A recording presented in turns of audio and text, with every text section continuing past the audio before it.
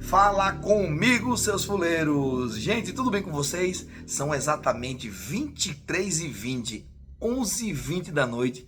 Estou aqui para gravar mais um vídeo para vocês sobre a nossa seleção brasileira. Ufa! Fazia tempo, hein, que eu não vejo um bom segundo tempo do Brasil, tá? Não foi um bom jogo da seleção brasileira, tá bom? Venceu, porém não convenceu. E sim, algumas peças que entraram no segundo tempo, exatamente aos 30 minutos do segundo tempo, e eu vou falar para você quem foram, tá bom? Vocês vão ficar sabendo de tudo aqui à parte.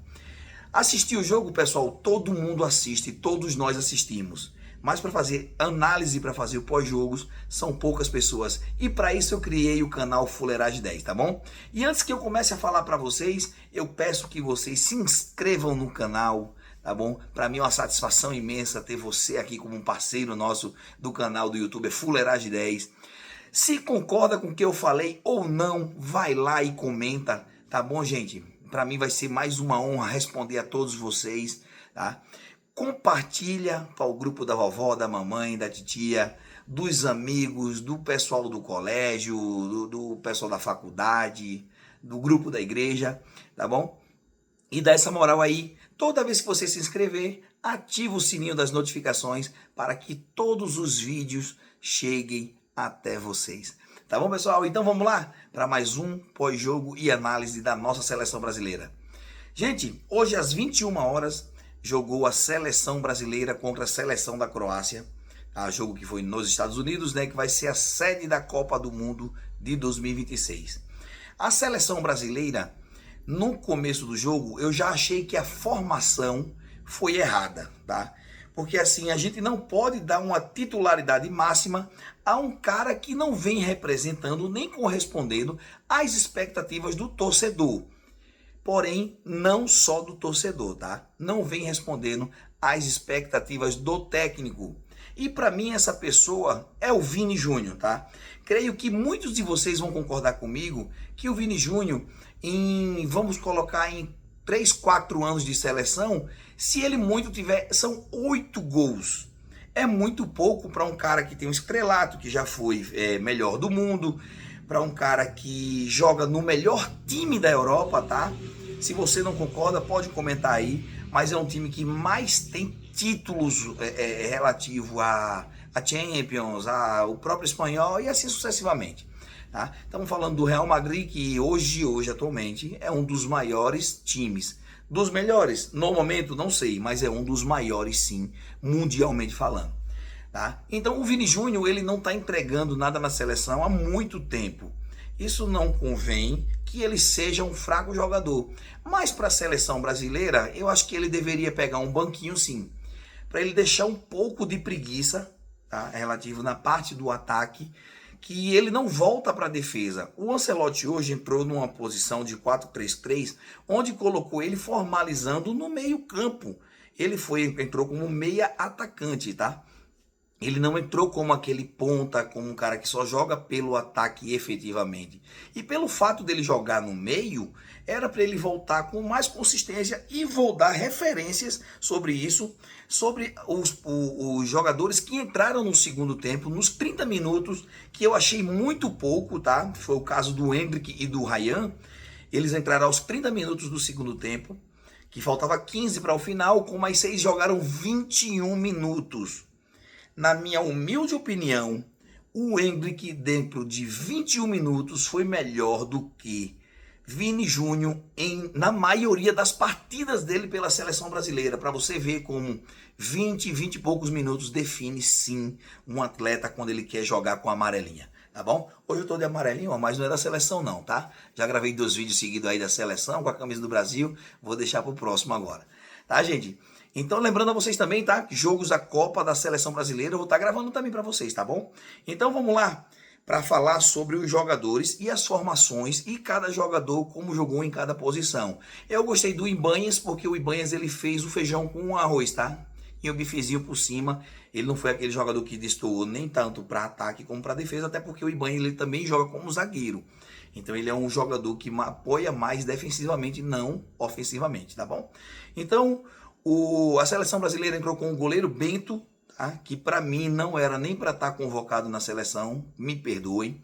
Para mim o gol que a seleção brasileira levou foi falha dele sim, porque o Danilo já estava chegando na bola, se ele continua no gol, não tem levado aquele gol, tá? Isso é opinião minha como analista de jogo pós-jogo, tá bom?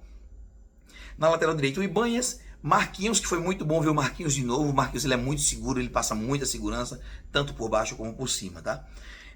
Léo Pereira, né, que é o outro zagueiro, que para mim também eu acho que vai brigar aí na titularidade. E o lateral esquerdo, né, que para mim, gente, é o jogador caranguejo. Ele só toca para trás, tá?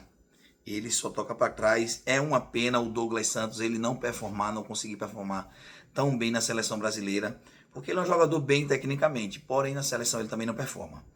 E aí no meio-campo, o Danilo, tá? Casimiro e Matheus Cunha. Nessa minha formação tá como um 4-3-3, mas o Brasil jogou com um 4-4-2, tá, gente? Só para vocês entenderem. E aí, no meio, o melhor jogador em campo para mim, tá? Não só para mim, como foi para o jogo também, para um amistoso, foi o Danilo, tá? Danilo Santos, jogador do Botafogo, foi o melhor jogador em campo, fez um baita golaço, tanto desarmando como atacando. O cara é muito bom de bola. Foi uma convocação que eu aprovei, tá? Que eu gostei deles terem contratado, que para mim é um dos jogadores atualmente no Brasil que joga muito bem, tá? E aí na frente, gente, aí o negócio começou a complicar, tá? Porque assim, o Luiz Henrique entrou jogando muita bola. Vai ser difícil, eu acho que o Ancelotti não vai tirar o Rafinha para colocar o Luiz Henrique na titularidade, tá? De centroavante João Pedro. João Pedro acho que não vai ser convocado porque teve várias oportunidades e nenhuma delas mostrou para que veio. Não marcou ainda pela amarelinha e a situação tá difícil. E vamos agora para a escalação do time da Croácia, da seleção croata, né? Que para mim é uma das boas seleções que tem na Europa, tá bom? O goleiro é o Livakovic, tá? O lateral esquerdo, né, que é o Perisic, que é um jogador com muita experiência, todo mundo já conhece, já sabe a rodagem do Perisic. E os zagueiros é o Kaletakar, né, quem conhece o Kaletakar, quem acompanha o futebol sabe que ele é um dos melhores zagueiros também, atualmente falando. O Vuskovic, tá? O Sutalo e o Stanisic. Só faltou o Conjuntivite, né? Só faltou o conjuntivite e o sinusite, porque tudo com it aqui tem nesse time, tá bom? E aí, ó, o Baturina, que joga muita bola, o Susic e o Moglit, que já foi melhor do mundo, não precisa nem falar, tá bom? E aí teve na frente o Kramaric e o Budimir, tá? Se eu falei errado, o problema é de vocês, tá bom? Que eu não sei falar nem brasileiro, nem português direito, quanto mais o croata. Tá? Vocês me ajudam aí, fuleiragem, tu errasse o nome de tal coisa, grande merda. Tá bom, gente? Então, gente, para falar para vocês, essa foi a escalação, né? Na formação aqui, o Brasil jogou no 4-4-2, para mim mostra 4-4-3, não sei porquê, mas foi 4-4-2. E a seleção croata jogou no 5-4-1, tá, gente?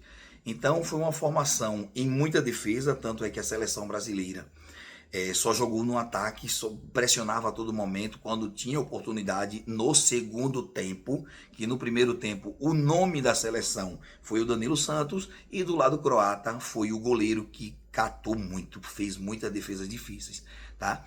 Do lado da Croácia o melhor jogador foi o goleiro, tá, gente? Então assim, quando chega na formação dos gols, o Danilo faz aquela linda jogada, né, onde foi o Vini Júnior, dá um corte para dentro, consegue tocar para o Danilo, e o Danilo dá aquela chapada de esquerda, com aquela canhota maravilhosa, onde foi sem chance para o goleiro, que foi um baita de um gol, tá, gente? Foi um golaço de verdade.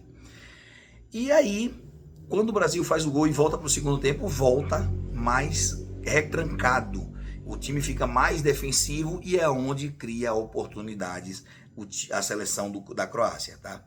Onde o time da Croácia faz o gol aos 84 minutos, próximo de acabar, foi onde eu falei, o Brasil jogou como sempre, empatou ou perdeu como nunca, tá, gente?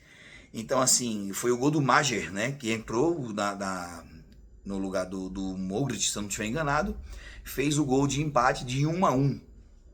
E aí, O Endrick com muita força física, assim quando ele entrou no jogo, ele e o Ryan melhorou muito, principalmente o Endrick. Com 4 minutinhos de diferença, o Endrick toma a bola, dá um tapinha no alto, tira do zagueiro, muito inteligente quando está dentro da área. Ele, para não o zagueiro conseguir retirar a bola do pé dele, ele mete o corpo na frente e a perna esquerda, onde o zagueiro Cabaço, né, dá aquele toquezinho por baixo, um empurrãozinho de leve por cima, muito pênalti em cima do Endrick. A torcida brasileira ficou putaça porque quem era para bater era o Endrick e quem pegou a bola para bater, porque o Ancelotti mandou, foi o Igor Thiago, que é o centroavante que jogou depois, que também jogou bem, tá? Não vamos falar mal não, tá bom? E depois o Endrick mais uma vez jogando muita bola. O Endrick vence, o Igor Thiago toma a bola no bate-rebate lá no meio campo, toca a bola para o Endrick vai arrastando a bola, levando 3 zagueiros junto com ele, onde o Gabriel Martinelli passa pela esquerda, onde ele sempre joga. Endrick dá o tapinha na hora certa, quando o Gabriel Martinelli, um pouco antes, já recuando, saindo, fazendo a linha de impedimento toda certinha, onde ele não titubeia, não domina a bola e bate de primeira de esquerda, bola rasteirinha no canto direito do goleiro. E aí, sim, 3-1 seleção brasileira. Por isso que eu fiz no comecinho. Ufa, pelo menos um meio tempo bom da seleção brasileira. E agora, mais pra frente eu vou fazer um vídeo das pessoas que eu acho, dos jogadores que eu acho que vão ser convocados, tá, pessoal? Então esse foi mais um pós-jogo e análise da seleção brasileira contra uma grande seleção da Croácia, tá? Ficou a desejar contra a França, mas contra a Croácia fez um excelente segundo tempo. E assim finalizo mais um vídeo para vocês que eu faço com muito carinho, muito orgulho. Para vocês não se esquecerem da minha pessoa, vou falar mais uma vez, seus fuleiros. Se inscreve no canal, ativa o sininho das notificações, tá? Para todos os vídeos que eu fizer chegar até vocês, dá o like, curte para o YouTube saber que o meu canal é relevante para vocês e entregar para muitas pessoas, tá bom? Compartilha e comenta, dá essa moral. Tamo junto, cheiro no coração de vocês. Valeu!